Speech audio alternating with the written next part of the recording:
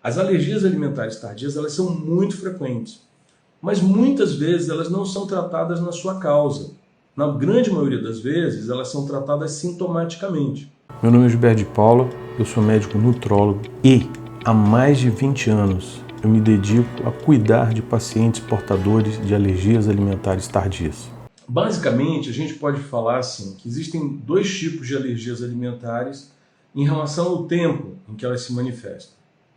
Existem as alergias imediatas, que são aquelas que se manifestam imediatamente após a pessoa ingerir o alimento, que o exemplo mais clássico que a gente tem é aquelas pessoas que comem um crustáceo, um camarão, e 30 minutos depois o rosto está todo inchado, tem uma asma, pode ter uma situação até de risco de vida.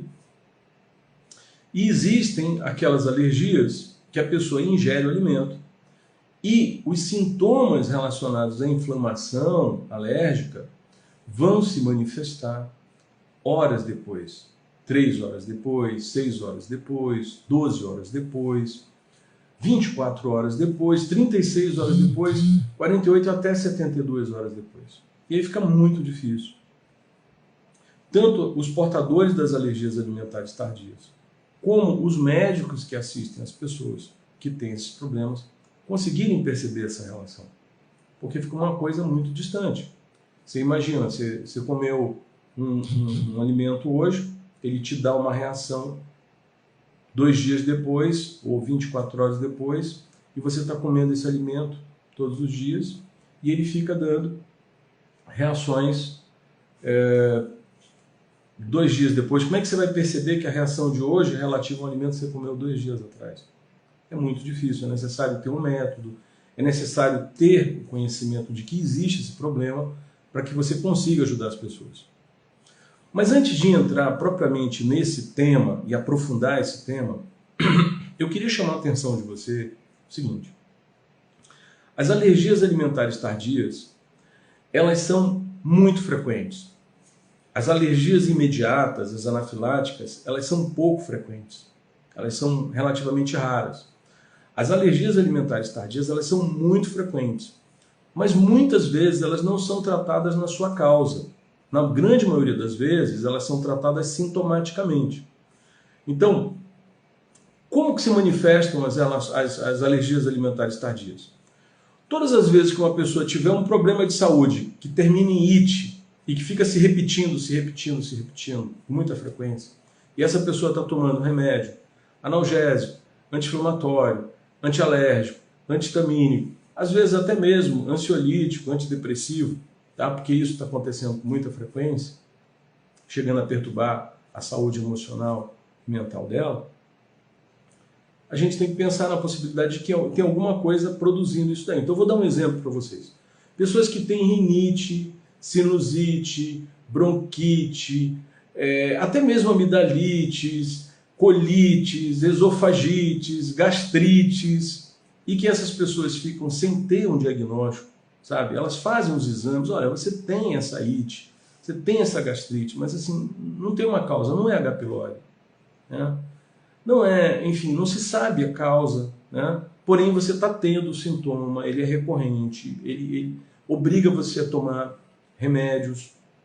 Muitas e muitas vezes as pessoas que têm essas alergias alimentares tardias, essas alergias elas ficam mudando o foco de ação dela. Por exemplo, a pessoa tem um período que ela tem sinusite, no outro período ela deixa de ter sinusite, ela tratou a sinusite com antibiótico, com corticoide, enfim, aí ela passa a ter uma enxaqueca.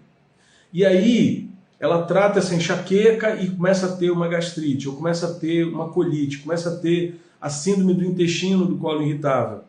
Então, muitas pessoas que são portadoras de alergias alimentares tardias, elas vivem alternando em várias ites. Isso faz com que essas pessoas acabem indo em muitos médicos, tomando muitos remédios, e muitas vezes essas pessoas são consideradas pelos seus familiares, pelos seus cônjuges, como portadoras de hipocondria. Nossa, essa pessoa vive tomando remédio, essa pessoa vive doente. Puxa vida, essa pessoa não para de estar doente o tempo todo. Uma hora é gripe, uma hora é sinusite, uma hora é bronquite, uma hora é enxaqueca, uma hora é colite, uma hora é gastrite, outra hora é esofagite. Por quê? Porque essa pessoa tem alguma coisa que está produzindo um estado inflamatório contínuo nessa pessoa. E eu digo para vocês uma coisa assim que está acontecendo hoje, e eu acho um negócio muito interessante, da hora, é porque muitas sociedades médicas estão começando a perceber esse papel do protagonismo do intestino, do aparelho digestivo na medicina, gerando outros problemas. Só para vocês terem uma ideia, esse mês eu participei de 2 reuniões importantes, uma em São Paulo, que foi conduzida pelo Sírio-Libanês, onde se discutiu psiquiatras, gastroenterologistas, nutricionistas, endócrinos, geriatras, neurologistas, o papel que o intestino tem afetando o cérebro das pessoas. Ou seja, a medicina das academias, da USP, do Sírio-Libanês, do Albert Einstein, começa a perceber o papel que o aparelho digestivo tem, em especial o intestino, como protagonista de uma série de problemas de saúde que estão sendo tratados sintomaticamente, né? Então, o papel que as alergias alimentares tardias têm hoje na geração de vários problemas de saúde crônicos é muito grande. Em especial, aqueles problemas que, digamos assim, não têm uma lesão estrutural. Ou seja, não é um câncer, não é um tumor, não é uma úlcera, enfim, não é uma lesão destrutiva. Esse que é o grande problema das alergias alimentares tardias. Elas gritam muito, as pessoas referem que os sintomas são muito intensos, mas quando você faz ultrassonografia, ressonância magnética, tomografia, raio-x, não encontra nada. E aí essas pessoas ficam numa situação em que a credibilidade delas fica ameaçada perante os médicos, porque os médicos estão em busca de uma patologia, uma doença que gere uma lesão estrutural, mas não encontram essa lesão estrutural. Então, será que isso está na cabeça das pessoas?